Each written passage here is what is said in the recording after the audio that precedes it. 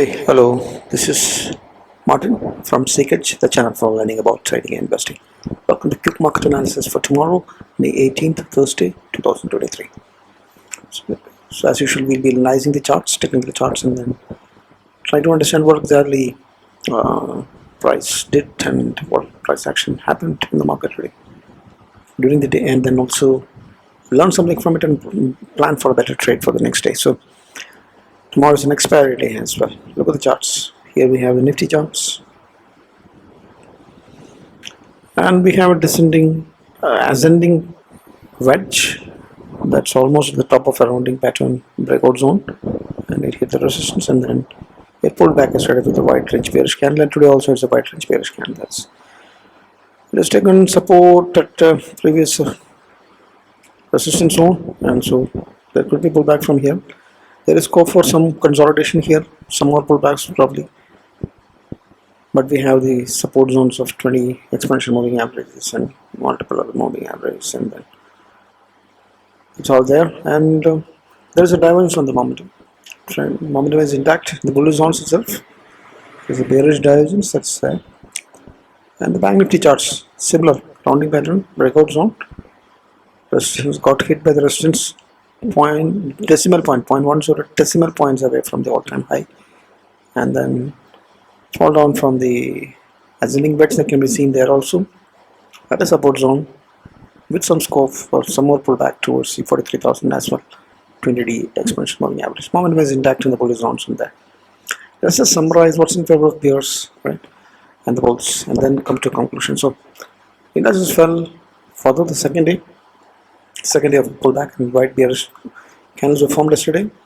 Much smaller white range bearish candle again was formed today. 0.57 is what's lost in the Nifty, and 0.47 is what's lost. Badly lower than the Nifty is what's lost from the Banknifty. So the thing is, 18,200 is lost today, and 44,000 is lost, and 43,700 is what Banknifty is. So it has trended down, right? Intraday price action, if you see, it has fallen down 1% and then retraced. Half of that, less than half of that in the Nifty, and then more than half, 0.7% or something. So it was 0.7%, 70% retrieval of the lost thing happened in the bank. So it's a ascending wedge that was narrowed down, and we have seen that slip down from here. We have been talking about that possibly, and it is exactly what has happened in the last 2 days. Now the neckline rounding resistance zone is where it has hit in the resistance and pulled back the Banknifty. So it will take some consolidation, probably some pullbacks, before it can take out that resistivity. So it may be consolidating. The more confirmation we'll get only in the weekend Friday candle when it is formed. Right?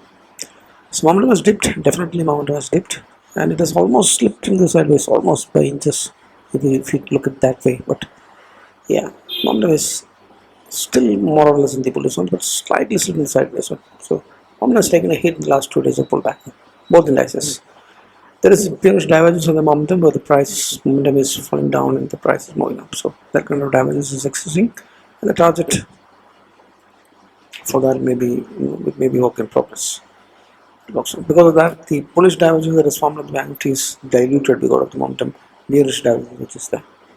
Right. So Bollinger Bands.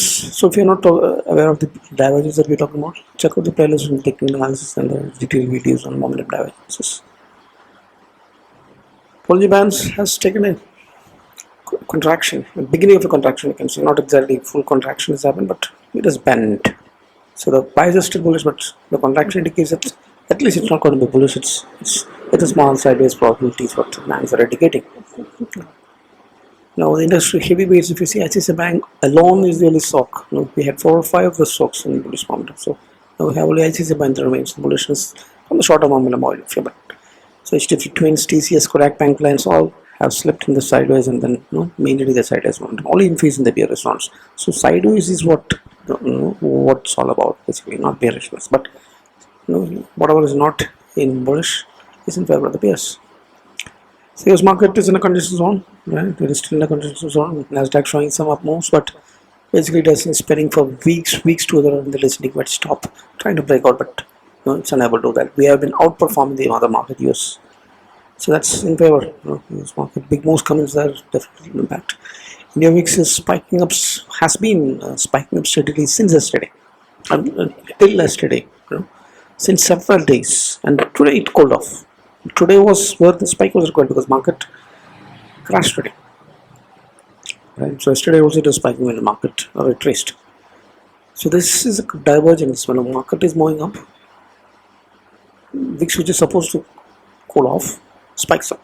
That's divergence. When the market is moving down, VIX, which is supposed to move up, is cooling down. So that divergence indicates that whatever price action is happening may be temporarily. So if you look at it that way, probably today's pullback may be indication of a bounce tomorrow. Is what we can understand. But overall, this VIX divergence is there, something I have to keep cautious. But otherwise, it remains in the low volatility regime itself. Now, the rupee is not at all appreciating. 82.32, it spikes up. That's not good for an economy, neither is good for the market as well. So open interest data is another thing that we analyze. So we can see that open interest put call ratios have moved away from the bullishness. So 0.62, it has fallen from 1.2 or 1.4 kind of levels.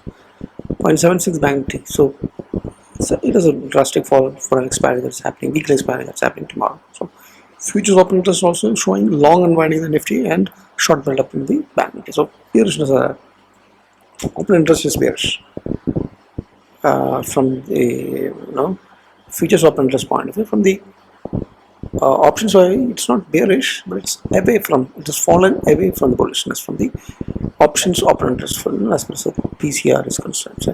So a lot of factors in favor of the bears all of a sudden in the last 2 days, right? And what's in favor of the bulls? The market is at a support zone. It has fallen to support zone, as I said in the beginning, and there is change of polarity bounce where the previous resistance can act as a support, and then it can bounce from there. Probably cannot be ruled. It exists on both indices because market has pulled back, supports are there. Now it can get breached. It's not a confirmed thing that change of polarity bounce has. It is not confirmed change of polarity bounce. It's a probability of a change of polarity bounce. So just remember that we had a rounding pattern, and the breakout of that could be as much as the height of the round. It can be big breakouts over a medium term, of course. But that probably is still there, and we had already broken out of head and shoulder on the daily charts, and the trend line resistances, previous swing highs are all taken out. So it's a 10 to 14% plus kind of rally that we had done. So there has to be some short interim pauses and pullbacks and retracements, or whatever we call it. That is healthy, and that's how markets behave. So if you look at it that way, that's in favor of the bulls. And momentum is still in the bullish zones, almost just slightly slipped if you consider the precise 60 RSI or something like that. So slightly slipped, but it's in the bullish zones. Otherwise, momentum is not. Neither has it gone to the bearish zones, neither has it slipped deep into the sideways zone. So momentum is still bullish. Trend is also bullish. Remains that, although there is probability of a crossover that can happen if the market further falls down. Also, the trend strength is weakened, and there is a bend that has happened that's taken place on both indices from the ADX trend indicator base, right? So the short-term trend is also bullish, remains bullish, momentum also bullish, and there is a moving average supports that are down there, steady, 20, 50, 100, 200, all those supports of exponential moving averages are down. The VIX remains in the this cool up a little bit. VIX remains a lower volatility regime, so fear and greed is less, 13.1, so that's in favor of those. Now, Fyers have bought today also, the market has corrected. Yesterday they bought 1,400 crores or something, so they had been buying consecutively since 15 days. And that has not happened quite often in the last 2 or 3 years. And that is a very rare thing to see the Fyers consecutively buying 15 days at a shot. That's billions of dollars that we are talking about. So that's support. It's all that supports that the market is relying on and holding on, right? So there could be some reasons that we may not know that the Fyers know is why they are pumping in money in the Indian market. Otherwise, the economy data that has come out recently is also bullish, right? And the major sector-wise, if you see the FMCG, there is no sectorial damage that has happened yet because of the last 2 days of pullback. So FMCG reality all remains bullish on the short term. IT, metal, pharma, they have not gone to the bears. They are still maintaining the sideways bullish. So across the sector, things are okay, sort of. But the fact is that if we consider the heavyweights, it's only the ICICI Bank which remains in the bullish zone. So most of them have fallen from the bullish zones and slipped, a bunch of them. So of course the selling has happened at the heavyweights at contribute maximum. So the market has gone down because of the heavyweight selling. Heavyweight stocks that contribute maximum to this. That's what has happened. But across the sector, it does not happen. It's that fall crash and that's still in favor of the bulls. So just to summarize, tomorrow is an expiry day. Remember that. So what happened today is clear pullbacks for the second day. It's sharp one, right? And it's bearish. Candlesticks patterns are there. Momentum has dipped. Prices slipped from the narrow wedge and hit the resistance, neckline resistance, and pull back, right?